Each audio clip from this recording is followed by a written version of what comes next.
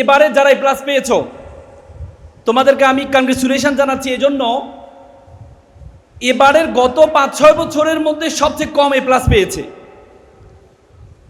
এবং একটা সময় সর্বোচ্চ 2,70,000 এ প্লাস পেয়েছে। কত লক্ষ? কয় লক্ষ? 2,70,000, প্রায় 3 লক্ষ। এবারে এ প্লাস পেয়েছে 1,16,000। তার মানে আমরা বিশ্বাস করি এবারে তোমরা যারা এ প্লাস পেয়েছো তোমরা পড়াশোনা করে এ প্লাস পেয়েছো। এই জন্য তোমাদের এই যে ডান পাশে তোমাদের মা বাবা বসে আছে, তোমরা যে এ প্লাস পাওয়ার কারণে তোমাদেরকে you deserve this such kind of wonderful ceremony. You deserve and you deserve the congratulation. তোমরা কি এটাকে ডিজার্ভ করো? কারণ এবারেই তোমরা তোমাদের মেধার স্বাক্ষর রেখে প্লাস পেয়েছো। কিন্তু ব্যাপার হচ্ছে 1.5 বছর 2 বছর পরে তোমরা যে বিশ্ববিদ্যালয় মেডিকেলের প্রতিযোগিতা অংশগ্রহণ করবা তার সিট আছে কয়টা জানো? কয়টা সিট আছে জানো? সর্বোচ্চ 60 থেকে 70,000। তার মানে বিশ্ববিদ্যালয় মেডিকেলে যারা এ প্লাস পেয়েছে তার অর্ধেক ভর্তি হতে পারবে না। এবং এবার যারা তোমরা এ প্লাস পেয়েছে এবার তোমরা জানো প্রায় 40% ফেল করেছে। তোমাদের মধ্যে যারা এ প্লাস আছো আমার বন্ধু, আমরা একসাথে এ প্লাস পেয়েছিলাম, ইন্টারে গিয়ে সে ফেল করেছে। কোট এন্ড আনকোট করে বলছি, ইন্টারে গিয়ে ফেল করেছে। চিন্তা করো, একটা ছেলে গোল্ডেন এ প্লাস পেয়ে ইন্টারে গিয়ে ফেল করা। তার মানে তোমাদের জন্য ইটস ভেরি অ্যালার্মিং যে তোমরা ইন্টারে গিয়ে এখানে অনেকে আছো তোমরা ফেল করবা। আমি তোমাদের হতাশ করছি না। This is the reality, this is the reality. এবং তোমাদের মধ্যে যারা এ প্লাস পায় নাই তার 50% এ প্লাস পাবে ইন্টারে, এবং তোমাদের মধ্যে 50% এ প্লাস পাবে না। তো সুতরাং আগামী 1.5 বছর এবং মেডিকেল বিশ্ববিদ্যালয় ভর্তি পরীক্ষার যে 3 মাস, it is a very challenging time for your life. It's a very challenging life. তোমরা এই প্লাস পাওয়ার কারণে তোমাদের মা বাবা, তোমাদের সমাজ, তোমাদের পরিবার সবাই তোমাদের উপর আশা ভরসা করে তাকিয়ে আছে যে তুমি ভালো কিছু করবা। কিন্তু ইন্টারে যখন তুমি খারাপ করবা, আচ্ছা বলো তো, একটা ছেলে 1 তলা থেকে পড়লো আর আরেকটা ছেলে 5 তলা থেকে পড়লো, কে বেশি ব্যথা পাবে? যে 5 তলা থেকে পড়লো তার হাড়গুলো সব ভেঙে যাবে। তোমরা 5 তলায় উঠে গেছো অলরেডি। এরপর যদি তোমরা ফেল করো তাহলে বা তোমরা যদি প্লাস না পাও তাহলে 1 তলা থেকে যে পড়েছে তার চেয়ে ভয়ঙ্কর ভাবে ব্যথা পাবা তোমরা এবং লাঞ্ছিত অপমানিত হবা। এজন্য you must mind this is the beginning, you must mind this is the very very beginning of your journey. তোমাদের জার্নি মাত্র শুরু হয়েছে। তুমি যদি মনে করো এ প্লাস পেয়েছো অনেক কিছু করে বলেছো, no, you must mind it you are a global citizen. তুমি একটা বিশ্ব নাগরিক। You have to think beyond Bangladeshi border. তোমাকে দেশের বর্ডারের বাইরে চিন্তা করতে হবে। পৃথিবীতে এখন ছোট দেশ বড় দেশ বলতে কোনো কথা নেই। পৃথিবীতে ছোট দেশের নাগরিক বড় দেশের নাগরিক বলতে কোনো কথা নেই। পৃথিবীটা একটা বিশ্বগ্রাম। এই বিশ্বগ্রামে তুমি যদি মনে করো ইউ আর কম্পিটিং ইন 14 গ্রাম, you are competing in Comilla, তাহলে তুমি ভুল করছো। You have to compete all over the country. You have to compete all over the world. তোমাকে সারা বিশ্বের প্রতিযোগিতায় অংশগ্রহণ করতে হবে। এই জন্য সারা বিশ্বের প্রতিযোগিতায় অংশগ্রহণ করার জন্য তোমার মানসিকতাকে বড় করতে হবে। 14 গ্রামের ছেলেমেয়েরা, আজকে যে আমাদের প্রধান অতিথি জাহিদ ভাই, এই 14 গ্রাম থেকে পড়াশোনা করে গিয়েছেন, পুরো বাংলাদেশের নেতৃত্ব দিয়েছেন। ডাক্তার সৈয়দ আব্দুল্লাহ মোহাম্মদ তাহের ভাই পুরো পৃথিবীতে নেতৃত্ব দিয়েছেন। তোমরা তো সাধারণ দেখছো তোমাদের এমপি, কিন্তু পুরো পৃথিবীতে নেতৃত্ব দিয়েছেন, এমন অ্যাসোসিয়েশনের প্রেসিডেন্ট ছিলেন। 14 গ্রামের সন্তান। আমরা ওই দিন একটা ইকুয়েশনে দেখেছি 14 গ্রামের সন্তান প্রায় 113 জন আছে পাবলিক বিশ্ববিদ্যালয়ের শিক্ষক। চিন্তাই করতে পারবে না তুমি। তো সুতরাং তোমার মাইন্ডকে বড় করতে হবে, তোমার মাইন্ডকে বড় করতে হবে। মনে রাখবা, মানুষের স্বপ্নের আয়তন যত বড় মানুষ তত বড়। তোমার স্বপ্নের আয়তন যদি মনে করো তুমি একটা প্রাইমারি স্কুলের শিক্ষক হবা, তাহলে তোমার আয়তন যত বড় তুমি তত বড়। তোমাকে থিঙ্ক বিগ, বড় চিন্তা করতে হবে, বড় চিন্তা করতে হবে। বড় চিন্তা করার আগে আগে তুমি তোমার সম্বন্ধে জানতে হবে। উপমহাদের সেরা কবি বলেছেন, উনসু মাতলু বেজা হার দরগাহা হার তুরি গো বাজে গো খোদ নেশা। পৃথিবী যাকে খুঁজে বেড়াচ্ছে তুমি সেই ব্যক্তি, তুমি তোমাকে জানো। সক্রেটিস বলেছেন, নো দাই সেলফ, নিজেকে জানো। Who are you, who are you to go, তুমি তোমাকে জানো। তোমার মাথার মধ্যে কি আছে? বলা হয় আমাদের মাথার মধ্যে 2 কোটি নার্ভ আছে, তার আছে। একটা তারকে আরেকটা তারের সাথে যদি যুক্ত করা হয় তাই 2 লক্ষ কিলোমিটার হবে এটা দূরত্ব। তোমরা জানো আমাদের অপটিক্যাল ফাইবার স্টেশন 2006 সালে 17,000 কিলোমিটার অপটিক্যাল ফাইবার কেবল লাগিয়েছিল 2006 সালে। এটার কারণে পুরো পৃথিবী আমাদের হাতের মুঠোয় চলে আসছে। তোমার মাত্র 17,000 কিলোমিটার দিয়ে পুরো পৃথিবী আমাদের হাতের মুঠোয় চলে আসছে। 2 লক্ষ কিলোমিটার নার্ভ তোমার মাথার মধ্যে আল্লাহ দিয়েছে, পুরো বিশ্ব জগৎ তোমার হাতের মুঠোর মধ্যে চলে আসবে। এই জন্য নিজের সম্বন্ধে জানো, নিজেকে বড় ভাবো। এই ভারতের সাবেক প্রেসিডেন্ট আবুল কালাম উনি সবসময় বলতেন, আই এম দ্য বেস্ট, আমি সেরা। তুমি নিজেকে সেরা ভাবো যে তুমি সেরা। আল্লাহ বলেছেন এই পৃথিবী যা কিছু আছে, হুয়াল্লাযী খালাকালাকুম মা ফিল আরদি জামিয়া, এই আসমান এবং জমিনে যা কিছু আছে সবকিছু আমি তোমার জন্য সৃষ্টি করেছি। কার জন্য? কার জন্য? তোমার আর আমার জন্য। আল্লাহ বলছেন, কুনতুম খায়রা উম্মাহ, you are the best nation, you are the noblest nation. তুমি হচ্ছে সেরা জাতি। এই বিশ্বজগতে যা কিছু আছে সবকিছু আমি তোমার জন্য সৃষ্টি করেছি, তোমার আর আমার জন্য চিন্তা। তুমি তোমাকে ছোট মনে করো কেন? এই জন্য বলবা আমি সেরা। বলতে পারবা? বলতে পারবা? মানসিক চিন্তা, thinking is a very important. তুমি যদি বলো তোমাকে তুমি সেরা, বলে যে মানুষ হচ্ছে তার ব্রেন হচ্ছে তার বাধ্যগত সার্ভেন্ট। তুমি যদি তোমার ব্রেনকে বলো আমি সেরা, তোমার ব্রেন বলো ইয়েস স্যার তুমি সেরা। তুমি যদি ব্রেনকে বলো আমার দ্বারা কিছুই হবে না, তোমার ব্রেন বলো ইয়েস স্যার আপনার দ্বারা কিছুই হবে না। তুমি যদি ব্রেনকে বলো আমি একা, তোমার ব্রেন বলো ইয়েস স্যার আপনি একা। তুমি যদি তোমার ব্রেনকে বলো আমার দ্বারা কিছু হবে না, আত্মহত্যা করবো, তোমার ব্রেন বলবে yes sir keep going on, আপনি আত্মহত্যা করেন। এই জন্য আমরা আত্মহত্যা করি। এই জন্য নিজেকে বড় ভাবতে পারবা? আমার সাথে জোরে বলো I am the best. Loudly বলবা, 14 গ্রামের ছেলে মেয়েরা বলো আই এম দ্য বেস্ট। আওয়াজ এটা থেকে বেশি হইতে হবে। বলো আমি সেরা, I am the best, today is my day, আজকে আমার দিন। আই এম দ্য উইনার, আমি বিজেতা। জোরে বলো আমি বিজেতা। এই চিন্তাটা মাথায় রাখো যে তোমাকে বড় হইতে হবে। বড় হওয়ার মানসিকতা রাখো, বড় হওয়ার মানসিকতা রাখো।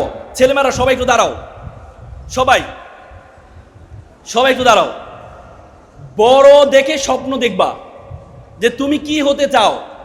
মনে রাখবা হার্ভার্ড ইউনিভার্সিটি একটা গবেষণা হয়েছে, তারা বলেছে তোমরা জাপানের নাম শুনেছ? জাপানের একজন লেখক আছে লারা হার্ভে, তিনি একটা বই লিখেছেন, বইটার নাম হচ্ছে কাইজান।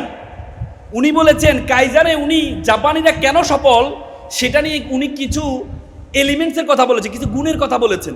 তার মধ্যে একটা গুণ হচ্ছে ইকিগাই। ইকিগাই মানে pursue you can do the best, করো যেটা তোমার ভালো লাগে। Make it passion to profession, সেটাকে তুমি পেশনকে প্রফেশন বানাও। মানে তোমার যদি যেটা ভালো লাগে সেটা যদি তোমার পেশা হয় তাহলে তুমি সেরা হবা। বুঝতে পেরেছো? এই জন্য বাবা বলেছে ডাক্তার হইতে হবে, ডাক্তার হইতে হবে। নো, আমরা প্যারাগ্রাফে I want to be doctor. No, তোমার কোনটা ভালো লাগে, মনে কোনটা চায়। যে কোনো পৃথিবীতে এখন মনে রাখবা কোনো পেশা বলতে কিছু নেই। আগামী 15 বছরের মধ্যে পৃথিবীর প্রায় 70% পেশা বিলুপ্ত হয়ে যাবে। আগে দেখবা যে আগে আমরা কবিতা শুনতাম, বিদ্রোহী কবিতা শুনতাম। এখন কি, এখন এই আইকে বলো, দেখবা যে 30 সেকেন্ডে তোমাকে কবিতা বানাই দিবে, বিদ্রোহী কবিতা তোমাকে নিয়ে বানাই দিবে। ওই দিন আমার এক ফ্যান আমার জন্য একটা গান পাঠাইছে, আমার মানে এই দিয়ে সব কিছু না। আমি বললাম কি এত সুন্দর গান, তুমি তো শিল্পী না, গানটা পাইলে কই? বলে যে ভাইয়া আমি বানাইছি। আমি এত দ্রুত, আমি বললাম না, এখানে তুমি কিছু তথ্য ভুল দিছো, তথ্যগুলো কারেকশন করে দাও। দেখি মাত্র 1 মিনিটের মাথায় আবার কারেকশনটা আবার পাঠাচ্ছে। আমি কিরে তুমি রেকর্ড করলা কখন, আবার কারেকশন করলা কখন? না ভাই এটা তো এআই গান। চিন্তা করো, মানে মনে হচ্ছে যেন একটা শিল্পী থেকে অসাধারণ। তার মানে দেখবা যে আগামীর যে প্রজন্ম, তোমরা এই প্রজন্মর পেশাগুলো বিলুপ্ত হয়ে যাবে। এই জন্য মনে যেটা চায় সেটা বলবা, বুকে হাত দাও, বুকে হাত দাও, চোখ বন্ধ করবা। আমি 1 থেকে 5 পর্যন্ত বলবো, তোমরা চিন্তা করবা তুমি কি হতে চাও, তুমি কি হতে চাও, মনে কি চায় সেটা। বাবা বলেছে, মা বলেছে, শিক্ষক বলেছে নো, বাবা বলেছে, মা বলেছে, শিক্ষক বলেছে নো, দিয়েছ, চোখ বন্ধ করো। 1 2 3 4 5 খোলো। ভাইয়া বলো তুমি তুমি কি হতে চাও? ও ইঞ্জিনিয়ার হতে, ওর জন্য একটা বিগ ক্ল্যাপ ফর হিম, জোরে একটা হাতে তালি দাও। ভাইয়া তুমি তুমি কি হতে চাও? ডাক্তার, ওর জন্য একটা ক্লাপ দাও জোরে। তোমাদের প্রত্যেকে একটা স্বপ্ন দেখেছো না? এবার আবার চোখ বন্ধ করবা যে আমি ইঞ্জিনিয়ার হতে চাই, আমি অমুক বিশ্ববিদ্যালয়ে ভর্তি হতে চাই, বুয়েট, রুয়েট, চুয়েট অথবা MIT, যেখানে ভর্তি হতে চাও। তুমি ডাক্তার হতে চাও, তুমি কোন মেডিকেলে ভর্তি হতে চাও সেটা স্বপ্ন দেখবা। যে যেটা চিন্তা করেছো, আবার চোখ বন্ধ করো। 1 2 3 4 5 খোলো। তুমি কোথায় পড়তে চাও? ঢাকা কোথায় পড়তে চাও? স্পেসিফিক করে বলবা যে আমি অমুক বিশ্ববিদ্যালয়ে ভর্তি হতে চাই। বলো, লোক এট মি, লোক এট মি, লোক এট মি। বুয়েটে, গুড। তুমি? ঢাকা, ঢাকা মেডিকেল। তোমাদের প্রত্যেকে একটা স্বপ্ন দেখেছো, বসো বসো। তোমাদের কাজ হবে যে যে স্বপ্নটা দেখেছো, তোমাদের যে টেবিল আছে, টেবিলের সামনে সুন্দর করে লিখে রাখবা যে আমি ডাক্তার হতে চাই, আমি বুয়েটে পড়তে চাই, সরি আমি ইঞ্জিনিয়ার হতে চাই, আমি বুয়েটে পড়তে চাই, আমি ডাক্তার হতে চাই, আমি ঢাকা মেডিকেলে পড়তে চাই। পারবা তো? পারবা? পারবা কিনা? এবং ছেলেরা যে মানিব্যাগ ব্যবহার করো, মানিব্যাগ যেখানে তোমার ছবি রাখো না, আল্লাহর হস্তে সেখানে তোমার ছবি রাখো না, আল্লাহর হস্তে সেখানে ছবি রাখো না। কি রাখবা? তোমার স্বপ্নটা লিখে রাখবা যে তুমি ডাক্তার, তুমি ইঞ্জিনিয়ার, সেটা লিখে রাখবা। মেয়েরা তোমরা সবচেয়ে বেশি কি দেখো? আয়না দেখো, ঠিক না? আয়নার কর্নারে লিখে রাখবা আমি ডাক্তার হতে চাই, যেন প্রতিদিন তুমি তোমার স্বপ্নকে একবার দেখো। পৃথিবীর গবেষণা আছে, যারা স্বপ্ন দেখে এবং সে স্বপ্নটা লিখে রাখে তারা 99% সফল হয়। বুঝতে পেরেছো? পারবা তো? পারবা তো? মানিব্যাগ রেখে, দামি মানিব্যাগ কিছুদিন আগে ভারতে দেখেছো, আইফোনের জন্য আত্মহত্যা করেছে, দেখেছো না? ভিডিওটা দেখেছো না? আইফোনের জন্য পাহাড় থেকে লাফ দিয়েছে, বাবা সহ লাফ দিয়েছে, পরে মা কষ্ট পেয়ে মা নিজেও লাফ দিয়ে 3টা জীবন শেষ। এই আইফোনের পিছনে দৌড়াইও না, ব্র্যান্ডের পিছনে দৌড়াবা না, নিজেকে ব্র্যান্ড বানাও। দেখবা যাদের পিছনে তুমি দৌড়াচ্ছ প্রত্যেকে তোমার পিছনে দৌড়াবে। এপিজে আবুল কালাম বলেছে, প্রজাপতির পিছনে ঘুরিও না, ফুলের চাষ করো, প্রজাপতি তোমার পিছনে ঘুরবে। ব্র্যান্ডের পিছনে, আল্লাহর ওয়াস্তে তুমি যদি ব্যর্থ হও, এই সুটেড বুটেড তোমার জন্য পরিহাস, আর তুমি যদি সফল হও, ছেঁড়া পাঞ্জাবি তোমার জন্য ইতিহাস। আল্লাহর ওয়াস্তে, আল্লাহর ওয়াস্তে ব্র্যান্ডের পিছনে দৌড়াবা না। ব্র্যান্ডের চেয়ার খোঁজা দরকার নাই, সিংহাসন খোঁজা দরকার নাই, সিংহ হও, যেখানেই বসবা সেটাই সিংহাসন হয়ে যাবে। আমি তোমাদেরকে উদাত্ত আহ্বান জানাবো, চট্টগ্রামের ছেলেমেয়েরা, বড় করে স্বপ্ন দেখো, পৃথিবীকে নেতৃত্ব দিবা। মনে রাখবা, শুধুমাত্র পেশা, অনেকের রাজনীতিবিদ হওয়ার চিন্তা করো, রাজনীতিবিদ হওয়ার চিন্তা করার দরকার নেই। বাংলাদেশের সবচেয়ে বড় পেশা কিন্তু এখন রাজনীতিবিদ, বাংলাদেশের সবচেয়ে বড় পেশা। আল্লাহর ওয়াস্তে রাজনীতিবিদ হলে গাড়ির পিছনে দৌড়াইতে হবে আজীবন, রাজনীতিবিদ হওয়ার চেষ্টা করো না। রাজনীতিবিদদেরকে জিজ্ঞেস করো যে আপনি গাড়িটা পাইছেন কোথায়, কতজন আছে আমাদেরকে গাড়ি দিয়ে দেয়। মানে বাংলাদেশের সবচেয়ে মজাদার পেশা হচ্ছে রাজনীতিবিদ, যার পড়াশোনাও লাগবে না, টাকাও লাগবে না, শুধু গাড়ির পিছনে দৌড়াইলেই তুমি রাজনীতিবিদ হতে পারবা। কিন্তু মির্জা ফখরুল ইসলাম আলমগীর থেকে শিক্ষা নাও। মির্জা ফখরুল আলমগীর সাহেব প্রেসিডেন্ট হয়েছেন, একটা শিক্ষক থেকে প্রেসিডেন্ট হয়েছেন, বিশ্ববিদ্যালয় অর্থনীতি বিভাগের ছাত্র ছিল, পরবর্তী BCS ক্যাডার ছিল, তারপরে রাজনীতিতে আসছে। তোমরা যোগ্য হয়ে যদি রাজনীতিবিদ হতে চাও, তারপরে তোমরা পড়াশোনা ভালো অবস্থায় গিয়ে তারপর রাজনীতিতে আসো, দেখবা শিক্ষক থেকে প্রেসিডেন্ট হয়ে যেতে পারবা। পারবা তো? ইনশাল্লাহ পারবা তো? আমি তোমাদেরকে আরেকটা পরামর্শ দিয়ে শেষ করব। আরেকটা গুরুত্বপূর্ণ বিষয় হচ্ছে তোমাদের বিওয়্যার অ্যাবাউট দ্য ফ্রেন্ড। বন্ধু সিলেকশনে তোমাদেরকে সচেতন হইতে হবে আল্লাহর ওয়াস্তে।